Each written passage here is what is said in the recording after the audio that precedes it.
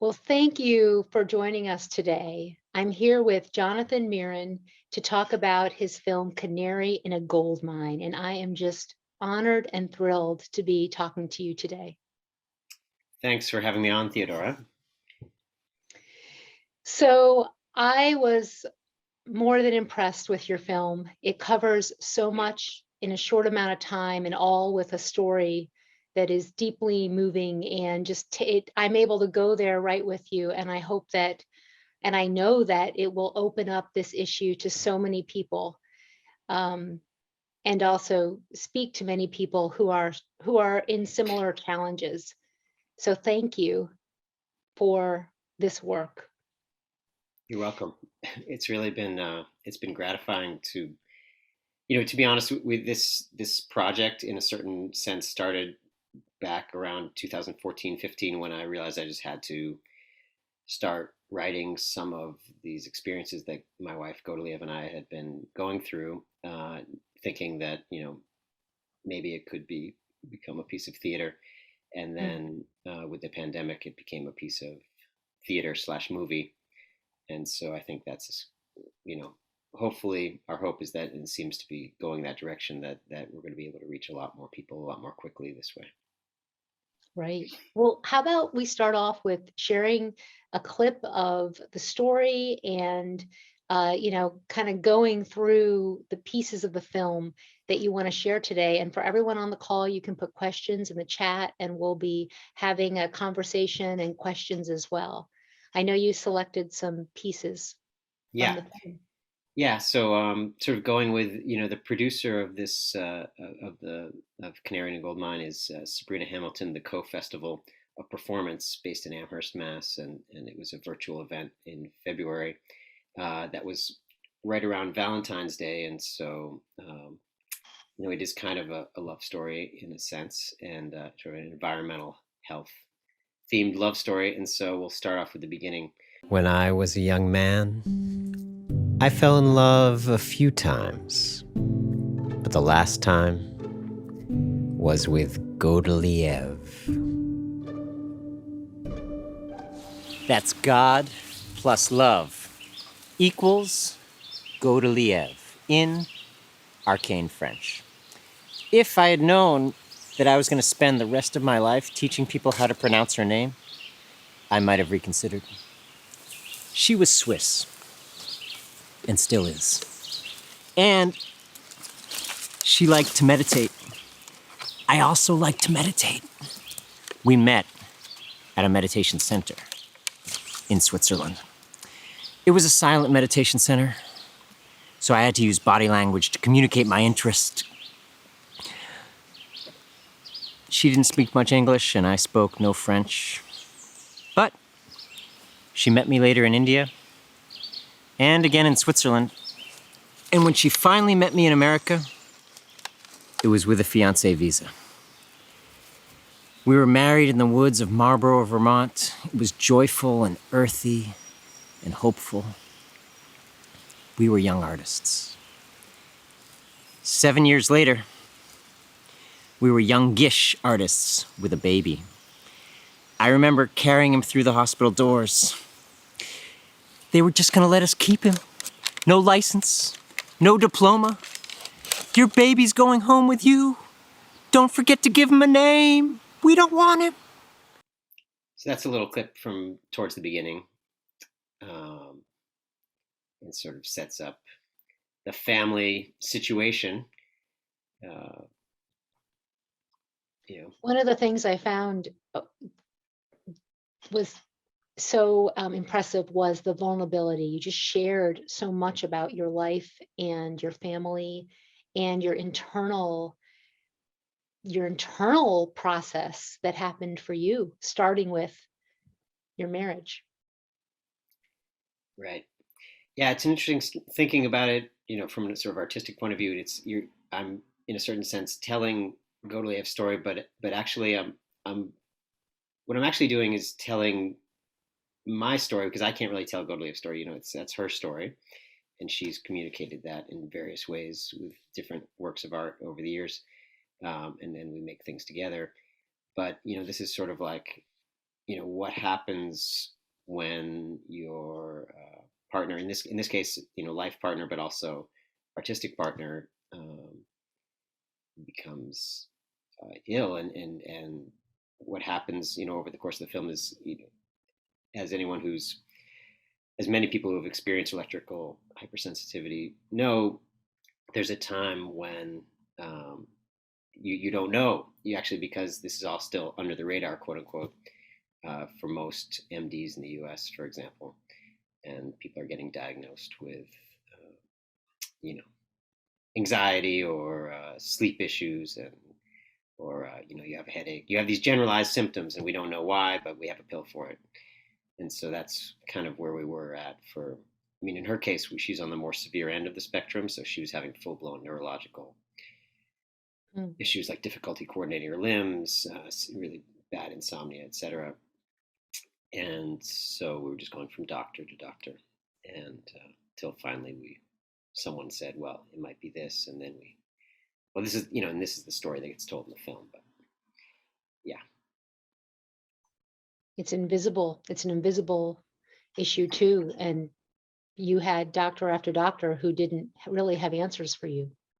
right, right. Which I think it's not just electrical sensitivity. There's a lot of other chronic conditions out there that are sort of, I think the term is gaslit. They're just, we don't know. So you either, you try to go see someone else, or, yeah, conditions, particularly conditions that are sort of fly in the face of really powerful economic interests. I'll point out some of the. I was just working on this issue in another capacity, and for everyone on the call, if you go to the Department of Labor accommodations and information related to electromagnetic sensitivity, they actually link to the EMF medical conference. So now, if you're on the call and had in a situation like you were in, Jonathan, those resources are available, and they're actually put online by US government websites. So it's not that it's not there, it's there. But most doctors don't know about it. And when did this journey start? What year was it? Like, how many years ago are we? Yeah, so this she got sick in 2010, and so sort of 2010 to 2012 where we were trying to figure it out, and then around 2012 2013 that we were figuring it out, and then around that time 2013 or so, we started to incorporate this safe technology issue into our theater work. Actually, the first way we incorporated it was with this family audiences show called To Be or Not to Be, with two E's, which was really about pesticides, mainly about pesticides, because we had seen a documentary called Vanishing of the Bees back in like 2008 and started working on that show, or 2009 or so. But then, it turned, as we were sort of digging into the research, thanks to groups like the Environmental Health Trust, we, we're able to sort of incorporate a safe technology moment into this part of the play where, the kids come on stage at the end and help retransform this farm that had gone from a diverse family farm to a monoculture being treated with pesticides, and then the kids sort of help bring back the bees. And then one of the gifts from a neighboring beekeeper is an Ethernet cable and a corded phone. So, I remember. And are you still performing that, To Be or Not to Be? we're still touring that Okay. widely, mainly around New England because that's where we live. But we also created an online, during COVID, we created an online version of that. So now anyone can actually watch that on demand. That's great. And is that available through Piti Theatre, your website? Okay. Yeah, I think the easiest way to get that right now is actually go to the Piti Theatre Vimeo channel, and through the on-demand section. But yeah. So you start out with searching for answers. And where does your journey take you? So I can just sort of go to the next clip I have ready chronologically, which is sort of when the symptoms start piling up. At this point, Godeliève's list of symptoms has expanded to include insomnia, difficulty thinking, difficulty coordinating her limbs, spasms, tingling, numbness, agitation, and memory issues. So after 2 years in this vein, someone finally says, I think you should go see Elizabeth. Elizabeth is a sprightly, 70-something-year-old woman who says, I have this much energy because I've completely cleaned my liver. And she listens a little, but what she really wants to do is place remedies on Godeliève's stomach while pushing her arm. It's called muscle testing. And I'm like, really? But after a few months, Godeliève starts getting better. And Elizabeth says, well, you had some Lyme disease, and we got rid of that. And you had some parasites, and we killed those little buggers. But most of your worst symptoms still remain. I wonder if it might just be the wireless radiation. I wonder if you might be electrosensitive like me. And I'm like, whoa, whoa, whoa. Wireless radiation? You mean the radiation that's surrounding us everywhere we go all day long? The radiation that's giving our apartment and the 3 other apartments in the big red house the magic of the World Wide Web, from the glory of the corner of my home office, where I can see the little green light, letting me know that at any moment, I can message any contact, I can listen to any music, I can learn any factoid. Let's not start blaming that radiation, okay? But it's too late. We have to investigate.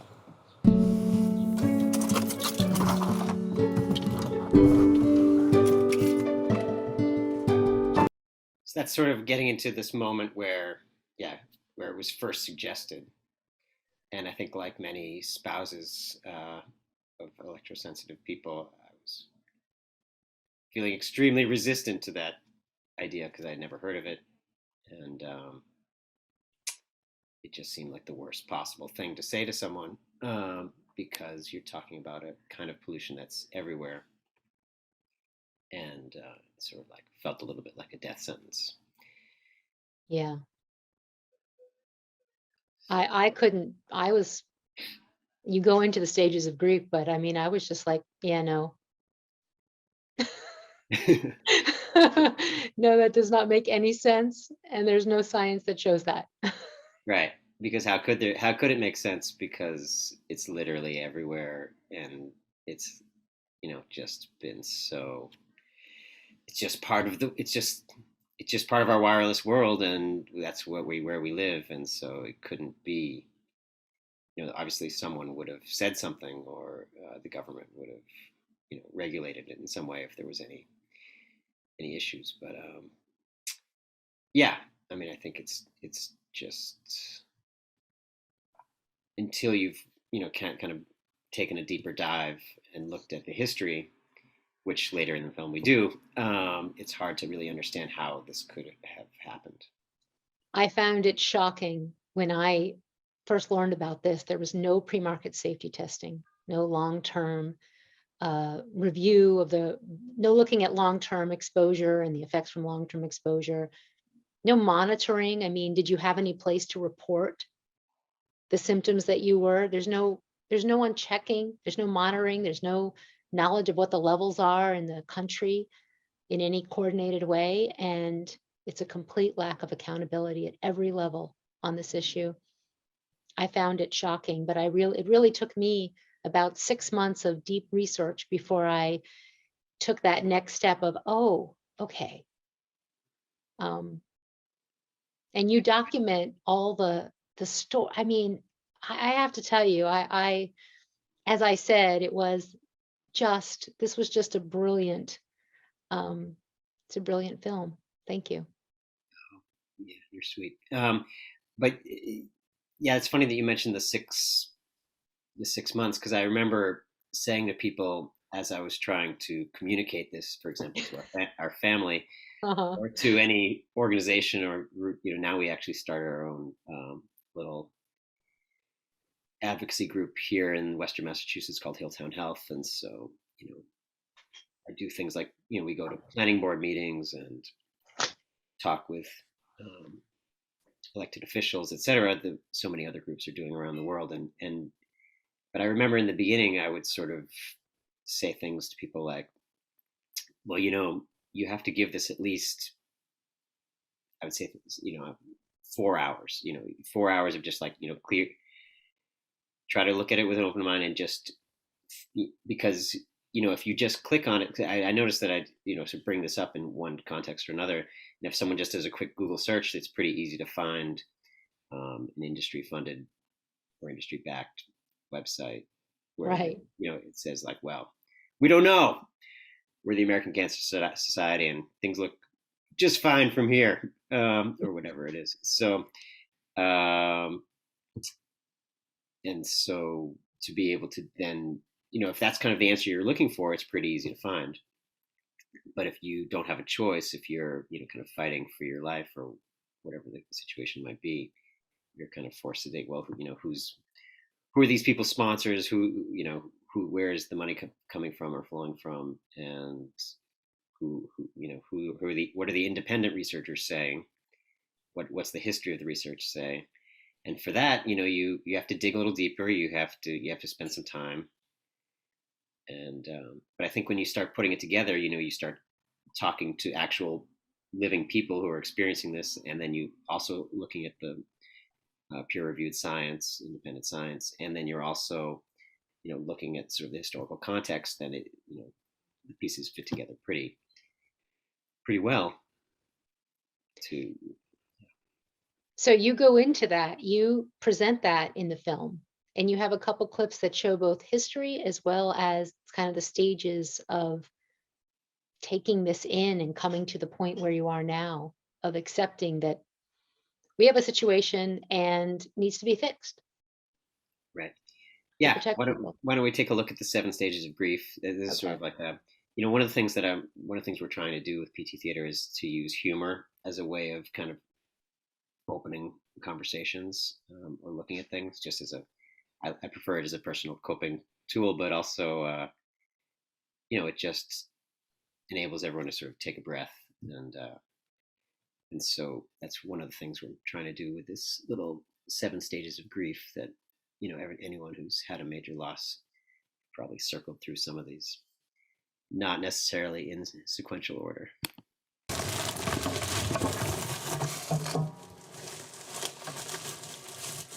When it started to seem like Godeliève was electrosensitive, I didn't know it, but I started cycling through the 7 stages of grief. I mean, how do you know that this isn't Lyme disease?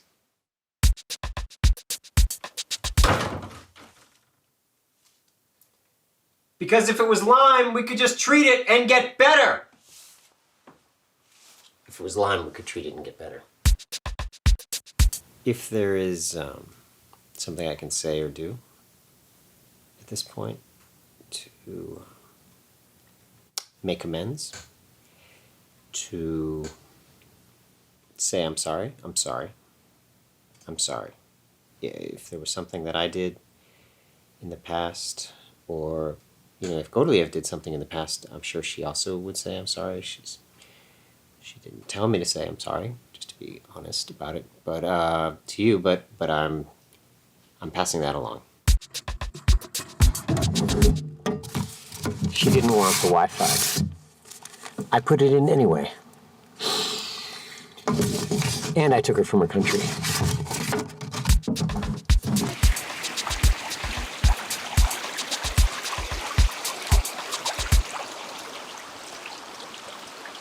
I could just give up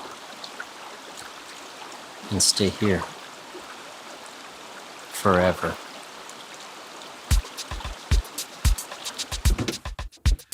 Maybe that's just the way it is. Raw capitalism. Some people get hurt. Some people make a lot of money. And as Sweeney Todd said, the history of the world, my sweet, is who gets eaten and who gets to eat.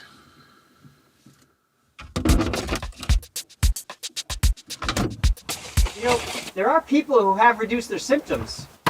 And you never know. The FCC might have a come to Jesus moment and decide not to harm anyone anymore. And they might pass campaign finance reform. And even if they don't pass campaign finance reform, Senator Blumenthal might do something. He might. Mr. Chairman, thank you for having this hearing.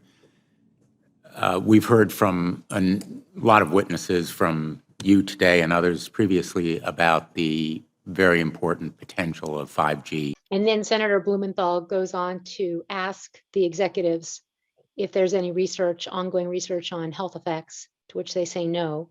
And then he says we're flying blind on health and safety related to 5G. Yeah, if anyone hasn't seen that, that's a clip that EH Trust has on YouTube. It's a great clip because it's, I think been fairly rare for example, a U.S. senator to really dig in any kind of public context about this issue. But I think Senator Blumenthal has been hearing about this in Connecticut, thanks to people like Blake Levitt for quite a while. So, yeah. So there were the stages. That was, thank you again. So I think there is a role for adding humor to this tragedy so that we can sort of handle it as well. Yeah. Watching that again, it's for people who haven't actually looked into the 7 stages. Of course, that's based on a famous book about grief. I'm blanking on the author's name at the moment, but Elizabeth Kubler-Ross. Yeah, exactly, Elizabeth Kubler-Ross. But those are not. She sort of lays them out in a sequential order, but it's also clear that it's not. You don't literally go from point A to point B. You're sort of circling through it in a sort of period of mourning. And of course, it's funny thinking back on it because there's the mourning, for what's happening to your loved one or to your own health. But I think there's also, people go through a kind of mourning for their devices, if that makes any sense. This is not literally, it's not so much the phone itself, but like kind of what the phone has come to, the role that it plays, because the phone is many people's connections to their friends and their family, and it all gets kind of mushed together, I think, internally, and it also, I think there's a mourning for this. For me, it was partially about like, I guess, sort of the end of a kind of naivete about our government's role in public health.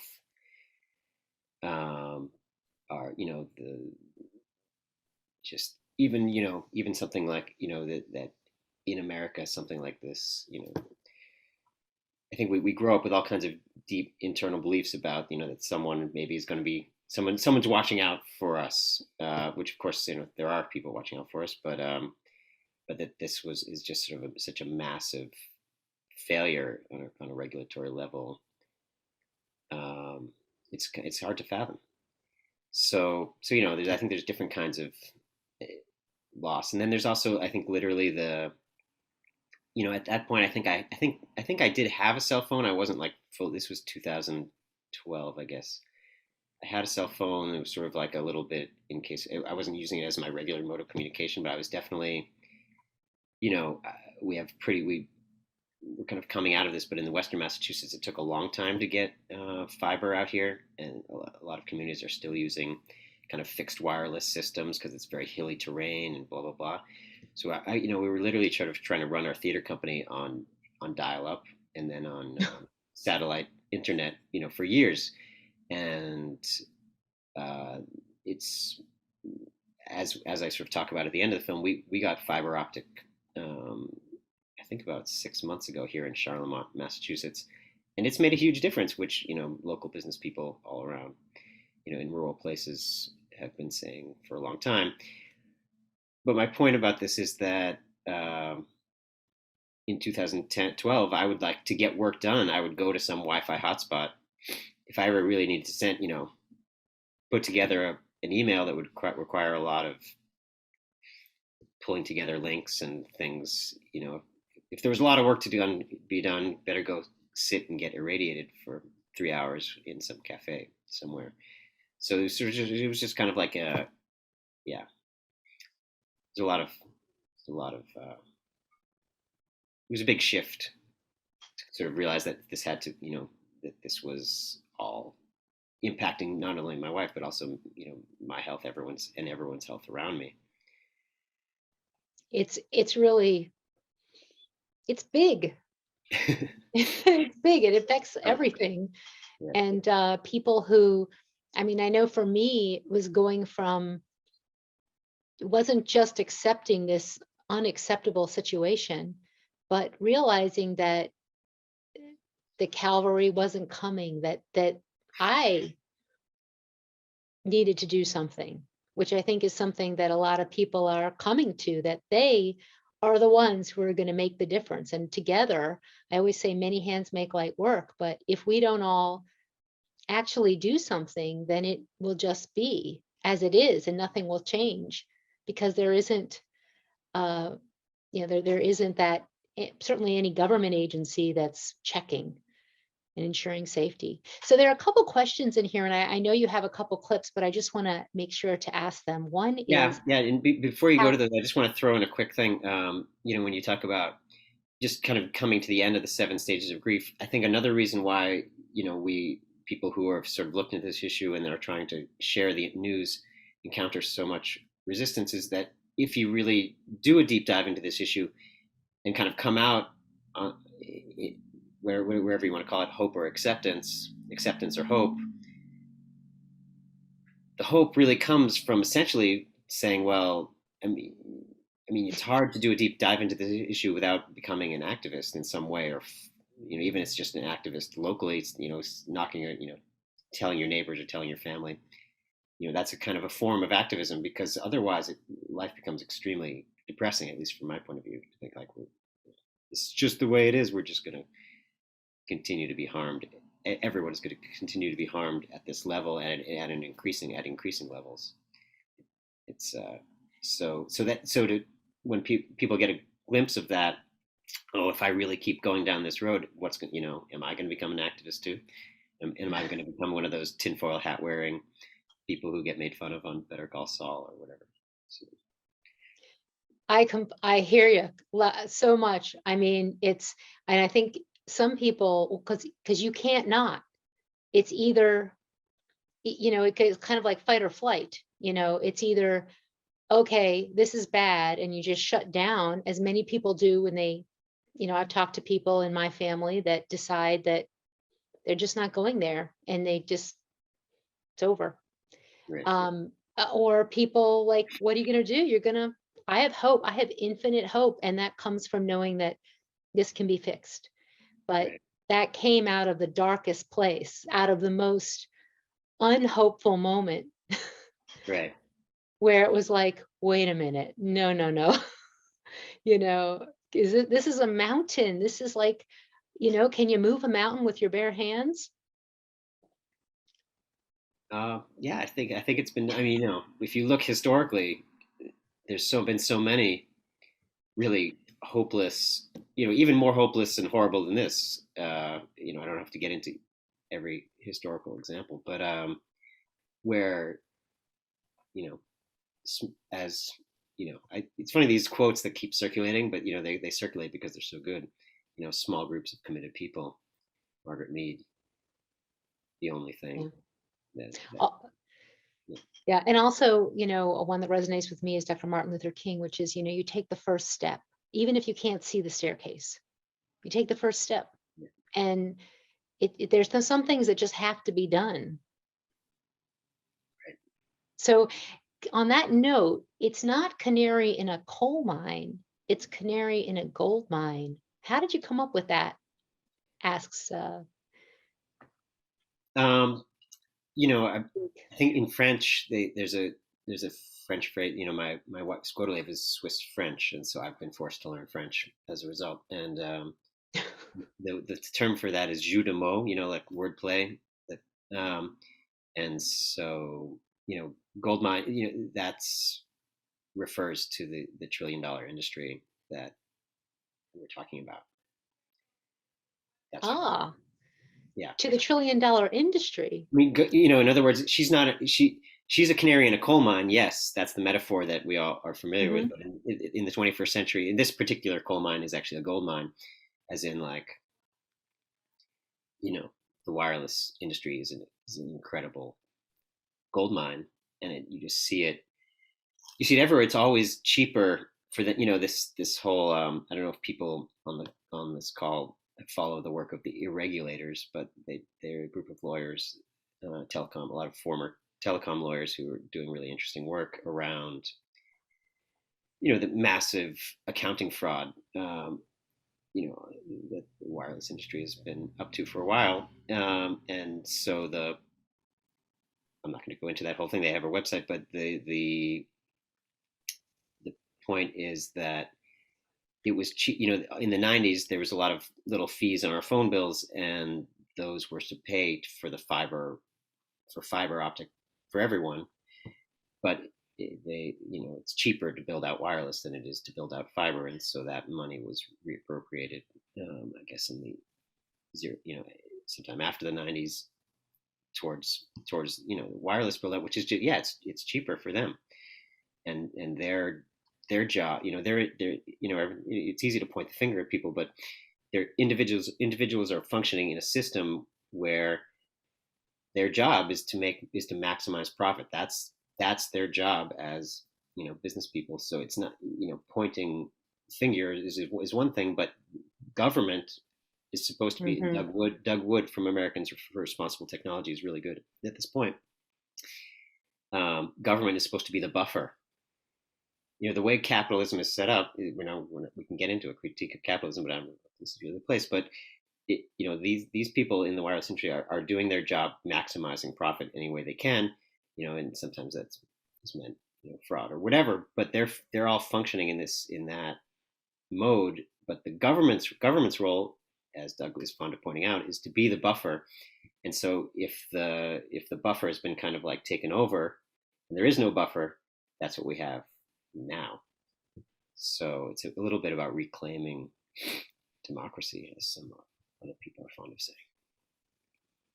Well, that's interesting. I actually, when I heard the title, what I put on it from my own experience, I guess, was that it was a gold mine because now, like for me, it was like, now I know. Like, I'm glad I know, even though it was hard to know Oh, because that's I didn't interesting. really want to know. I Right, was like, I am so thankful I learned about this. right, And I wish I had learned about it sooner. And that's why that sort of got me going to try to educate my friends and family, none of whom really wanted to know. But I was like, guys, like, wouldn't you, once I know what I knew, I was like, I gotta tell the world this. This is too important. right. When I had my babies, I had that phone right on them. Where was that phone? It was on the babies, like the whole time. So I wish I had known, why didn't So for anyone you, tell right, me? right. So you're saying for you, the metaphor gold mine was just about it's like a gold mine to know this Because it's information. hope.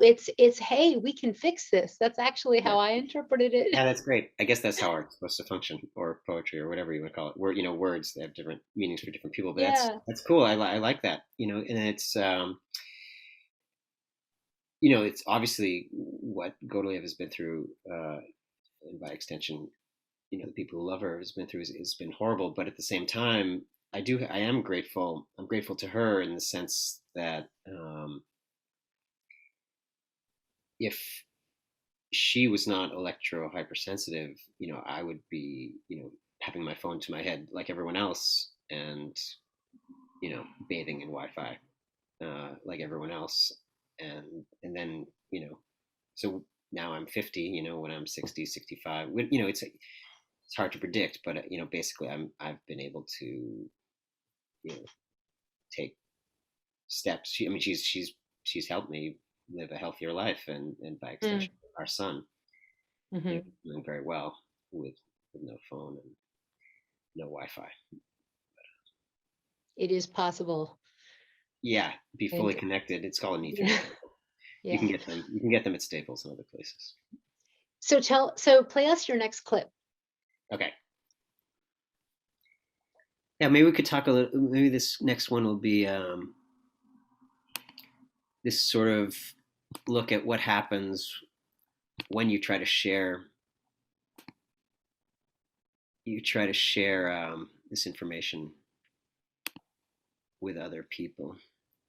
And I start to hear that phrase very regularly because whenever I catch up with someone I haven't William! seen for a long time and they Hey, ask, there you how's are. Godeliève?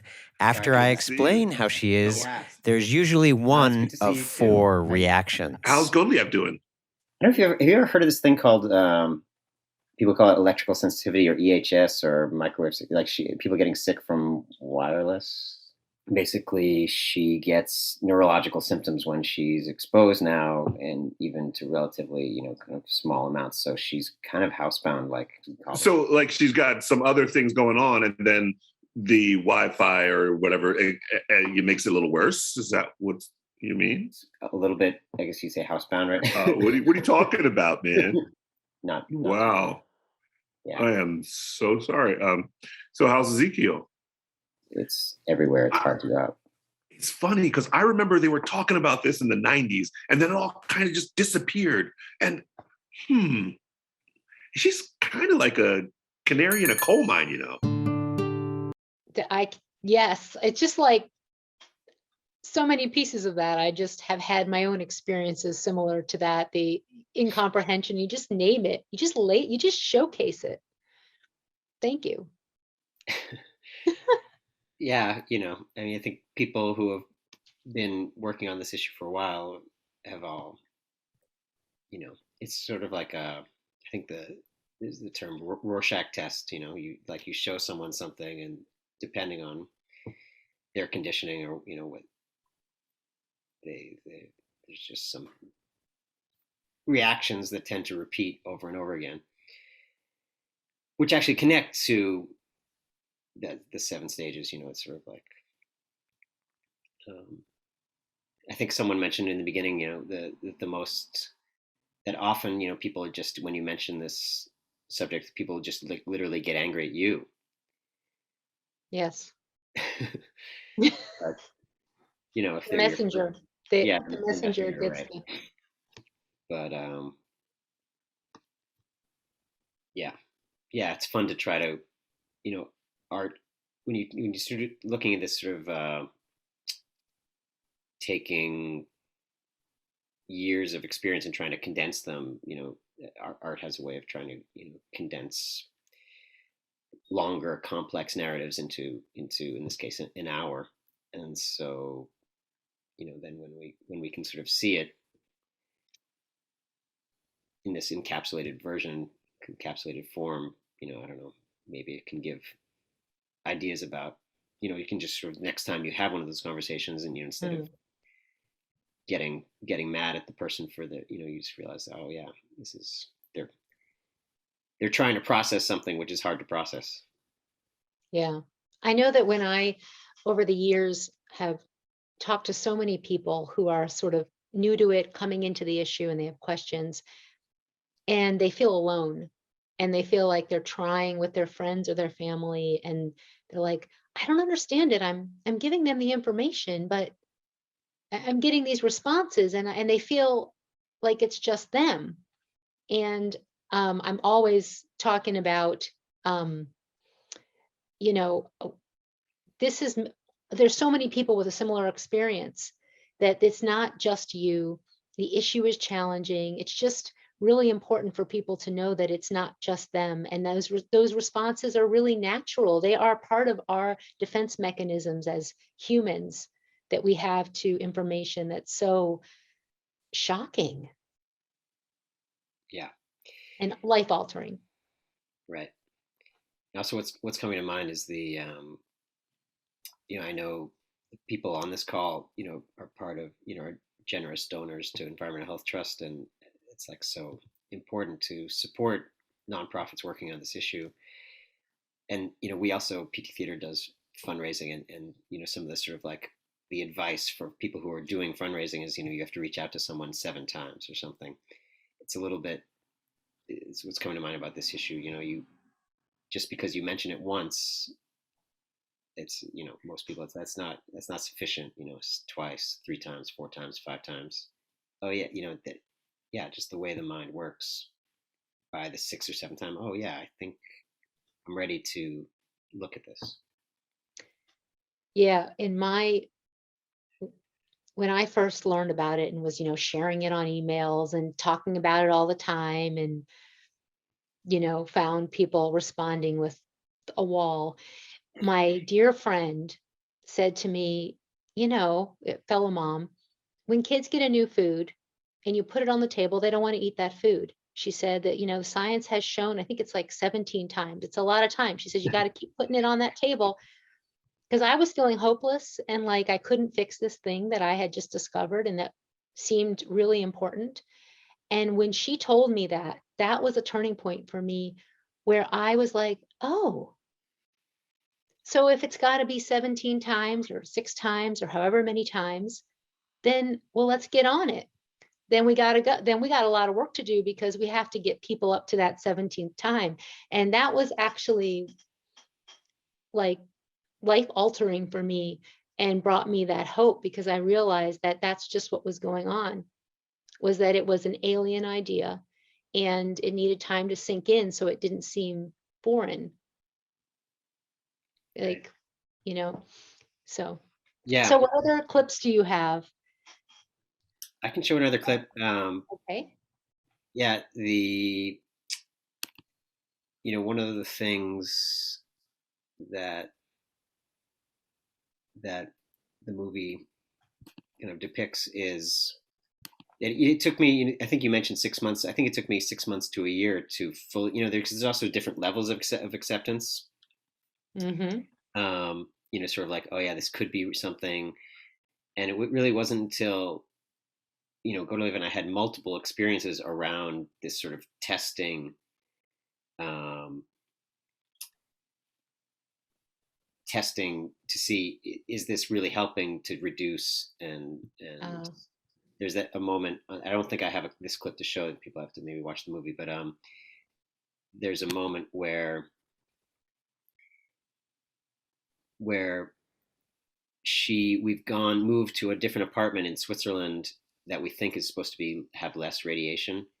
We know it has less radiation because it's like on the edge of the village and there's no Wi-Fi and whatever, compared to where we had been staying for a few weeks at her parents' place.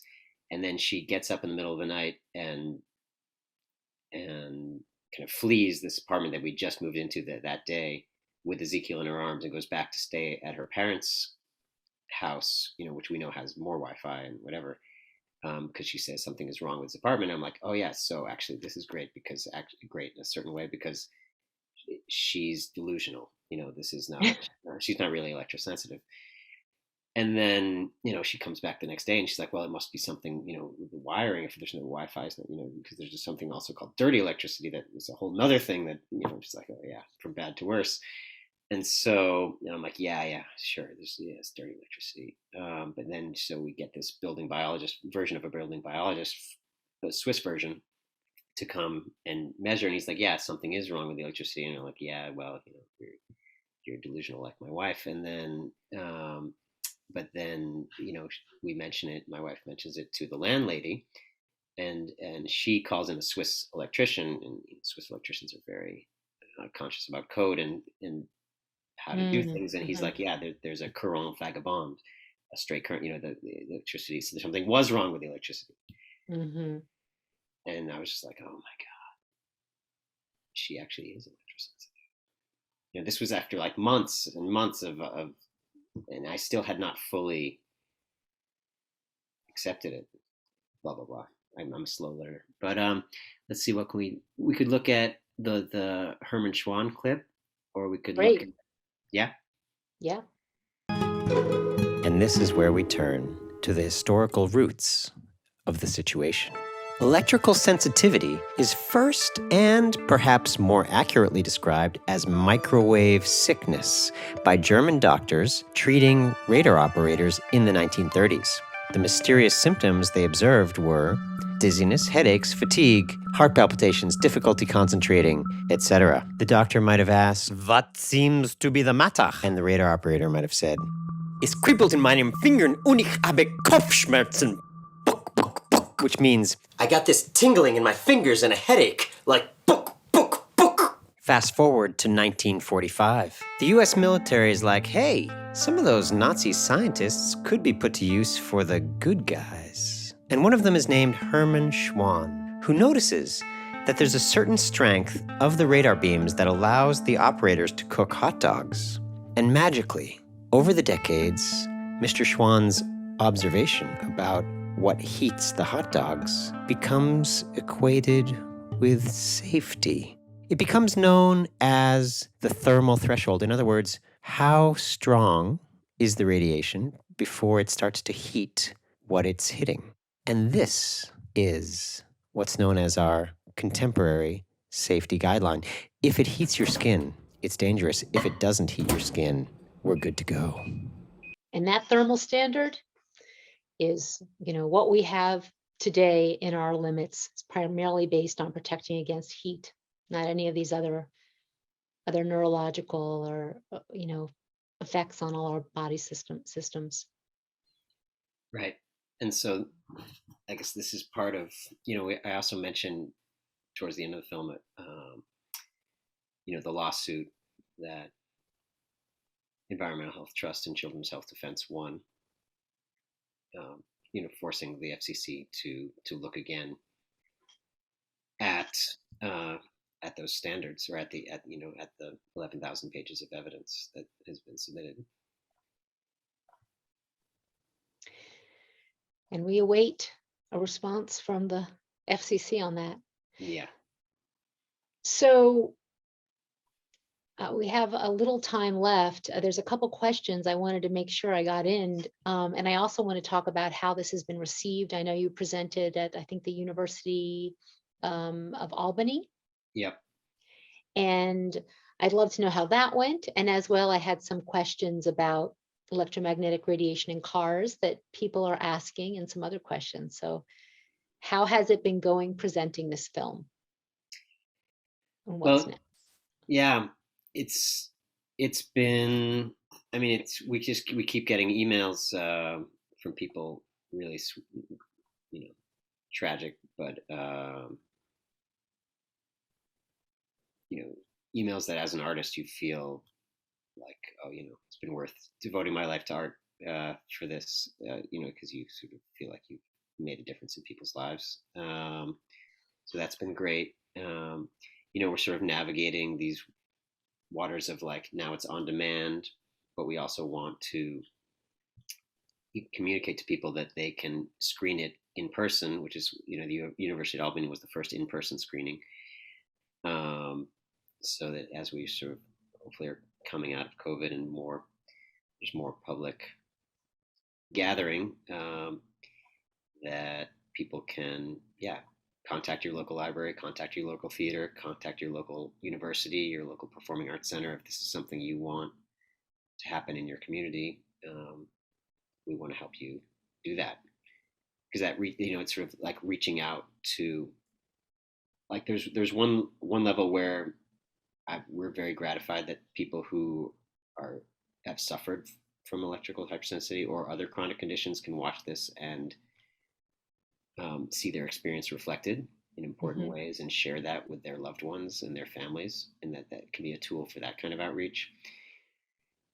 But this is also a tool that people can use to, you can at this moment you can buy a ticket for your local elected and send the link as a gift to your local elected official, your local, whoever you want to you want to share this. This is just, one way of, when we talk about, took me a year, 6 months to a year, or it took you 6 months to kind of grapple with this issue, and the 17 times, my hope with this film is that, this could count as a few times. Maybe if you show someone this movie, you then only have to bother them 3 more times after that, because they've, that's the way art can function. Sort of like open up a space where you can have conversation. It really does. It can take you much quicker through, I mean, also you cover so much ground, and it's, you can relate to it instead of it being this strange. It's like, I'm on a story, I'm listening to the story. Right. Story. Stories are are basically how humanity has passed on information for a long time. And also, just like a shout out to, I share Environmental Health Trust links a lot, especially in our work with Hilltown Health. And one of the reasons I do that is that I feel like, you and your team, Theodora, do a good job of taking complex information and, putting in the picture and putting in the blurb, and, ways that people can digest. And so I want to thank you for that.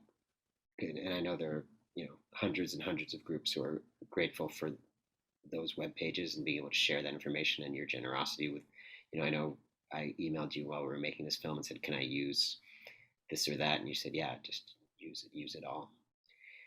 So it's a great, you're also in the business of translating complex information into, right. And communicating it to everyone. And that's also what we try to do. We try to do it in a different way through story, but we do it, I mean, we've had a lot of practice with it at this point. Like I actually, people, the comedic autobiographical solo show I made before this was about my experience with Crohn's disease, which is another really fun topic. But just throw us a kind of chronic illness, we'll make a funny show about it. No, it's but we do it with science topics. We do a lot of work with local history, find interesting stories in communities and kind of bring them up and share them, and the idea that understanding history, helps make people better citizens. So anyway, that's part of what we're trying to do. Great.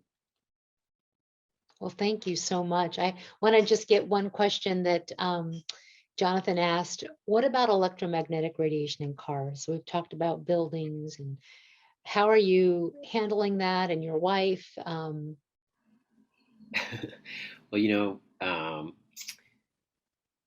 we have this 2004 Honda Odyssey that's painted with bees, when we toured across Canada, Western Canada, in 2019 before the pandemic. And we're like, well, if we're going to drive this thing across the US and across Canada, we're going to have a,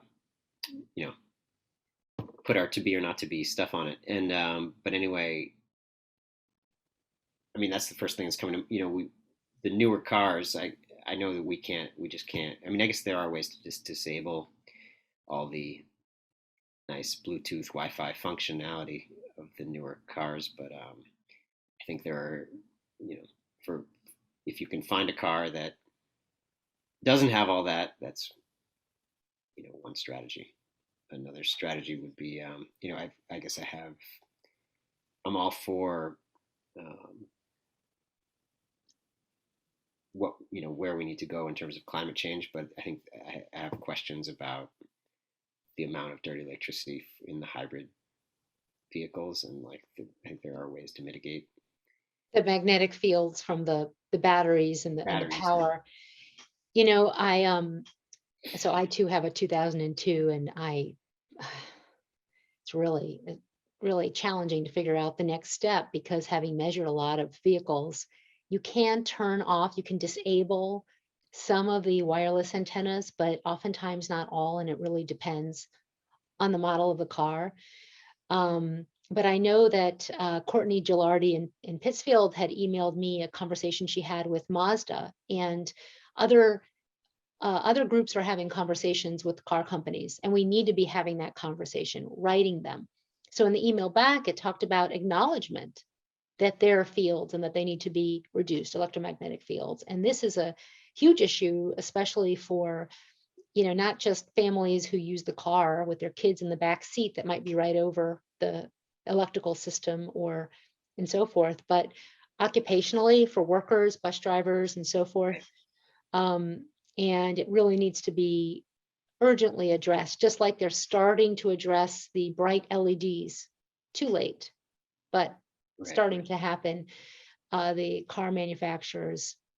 And I think one thing that everyone can do is write the car manufacturer and tell them, and write to the board, and write to, as many of the top people in the company as possible, and get that information out. So there you got one of 7, or is it 17, or whatever the number is, just get it going, because they're fully aware. They need to hear from the consumers. Right. Yeah. And we need to do, go ahead.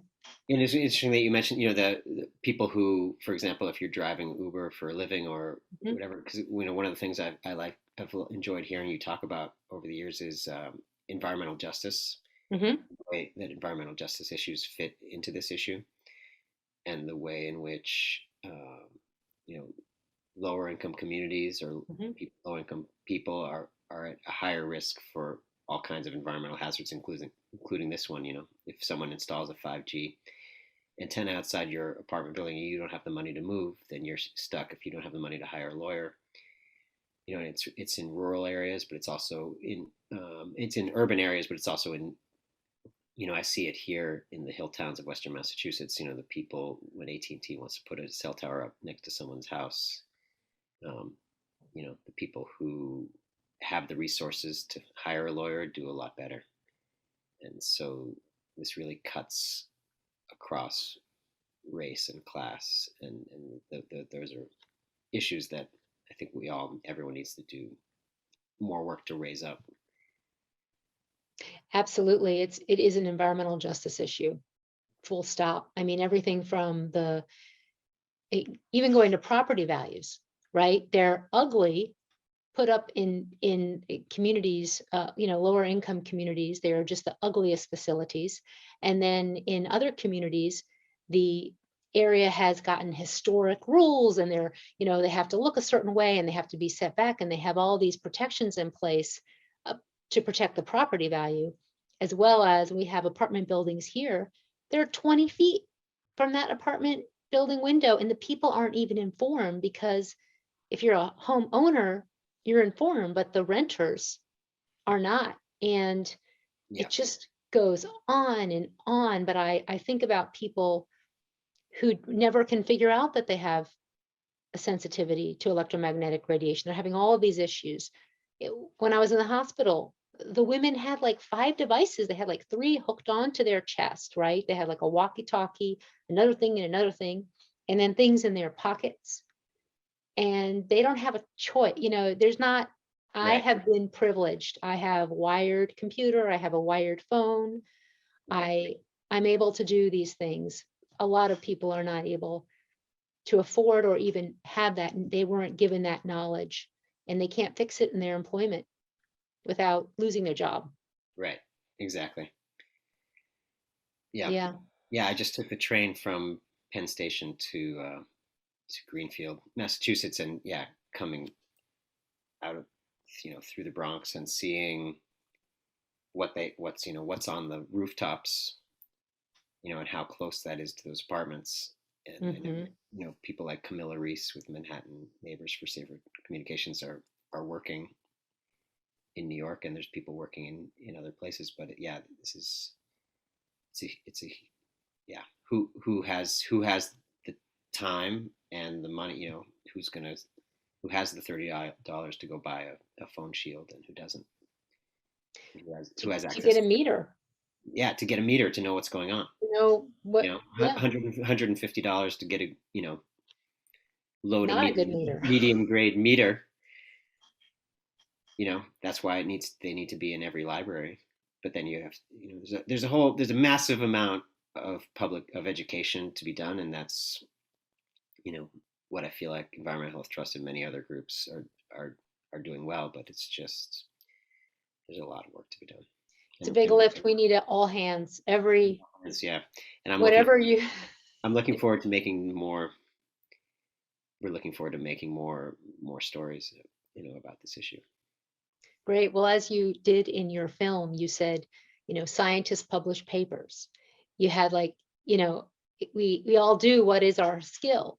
I'm an artist, so here's what I did. And that's what we need to do, is take that what you can do well and bring it. Yeah, if you want, I can show that clip to round it out. Sure. And then we'll say goodbye. That's great. Do you have that ready? That's fabulous. Yeah. It's one of my favorite moments. And so the question is, like with many seemingly insolvable problems, now what? For the telecom industry, the answer is clear. Deploy 5G small cell antennas in close proximity to homes, schools, and businesses, while developing 6G. And then they can deploy 6G while developing 7G. And then they could deploy 7G while developing 8G, but that's, just a guess. They don't have a choice. They're in a system that requires constant new streams of revenue. The sales of 4G phones are flat.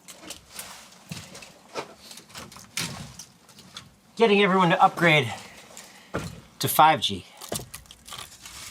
is $1 trillion payday. That's trillion with a T.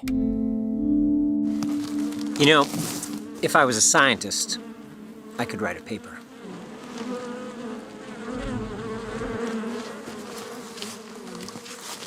If I was a doctor, I could develop a treatment. But I'm an actor. I can include safe tech in our show about pollinators. Number 3, reduce your use of wireless technology. See gift. Gift? I think that's it. Nobody gives me gifts. What? Ethernet cable? An Ethernet cable and a corded phone. That's weird. We can be in documentaries. Can you tell please about your connection to electrosensitivity? I'm going to cry.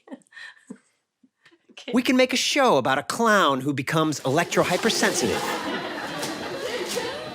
There is Bluetooth, antennas.